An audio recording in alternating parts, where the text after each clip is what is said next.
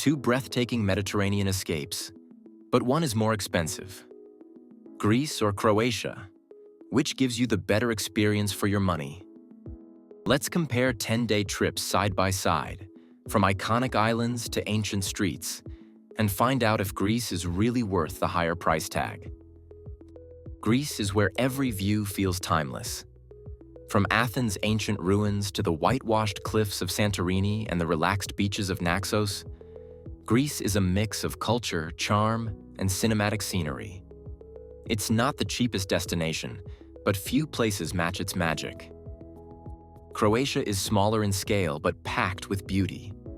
Its Adriatic coastline rivals the Greek islands, with medieval towns, hidden coves, and affordable seaside cafes. You'll find history, beaches, and crystal-clear water, often at a lower cost. Here's what 10 days might look like in each destination, and how far your budget really goes, starting with Greece. Days 1 through 3. Athens. Start in Athens, explore the Acropolis, wander through Plaka's narrow streets, and soak in the city's mix of ancient and modern energy. End your nights at rooftop bars with sunset views over the Parthenon. Athens is more than a stopover. It's a living museum with street food and history on every corner. Days 4 through 6. Naxos.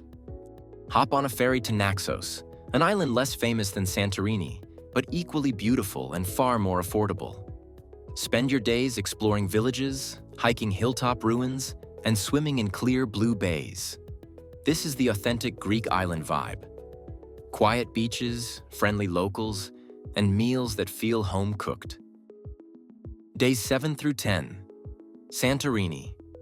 End your trip in Santorini, Greece's postcard island. Wander whitewashed streets, catch the Ia sunset, and enjoy volcanic beaches. Santorini might stretch your budget, but it's pure cinematic magic, the kind of place that stays with you long after you leave. Now moving on to Croatia, and what 10 days could look like in this beautiful country. Days 1 through 3. Dubrovnik. Start in Dubrovnik, the pearl of the Adriatic. Walk the old city walls, explore Game of Thrones filming spots, and kayak below centuries-old fortresses. Grab dinner overlooking the sea. Here, every table has a view worth remembering. Days 4 through 6. Hvar. Next, take a ferry to Hvar, where island life meets energy. Expect sun-soaked beaches, sailing trips, and lively nightlife that doesn't break the bank. By day, explore coves and swim in turquoise water. By night, enjoy relaxed bars and a slower rhythm. Days 7 through 10. Split. Finish in Split, where Roman ruins blend into daily life. Visit Diocletian's palace, relax by the waterfront, and take a day trip to Krka National Park for waterfalls and nature escapes. Split combines culture, sea, and value. A great final chapter to a Croatia trip that delivers big on experience, not expense. Now, let's talk budgets. In Greece, a 10-day itinerary like this averages around $1,600, with accommodations and island ferries taking the biggest share. Mid-range hotels, B&Bs, or even hostels can run about $80 a night or $800 for all 10 days. Food comes out to around $350. And ferries between islands can add up to around $250. You'll also want to budget about $200 for fun activities. Croatia, by comparison, averages closer to $1,200.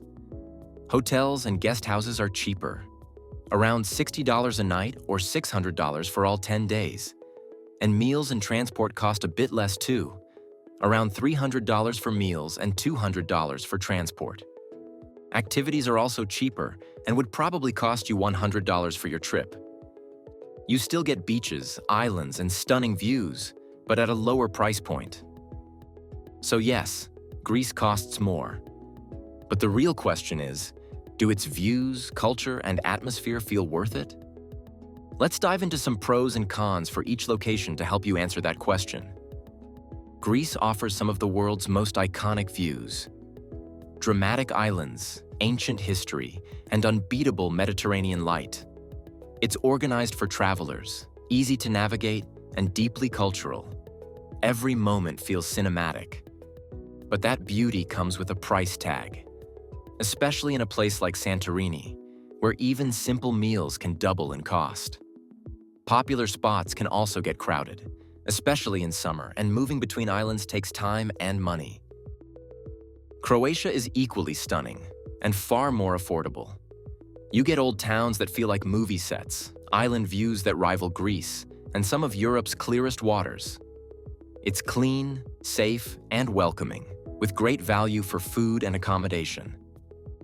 The trade-off? It's smaller in scope.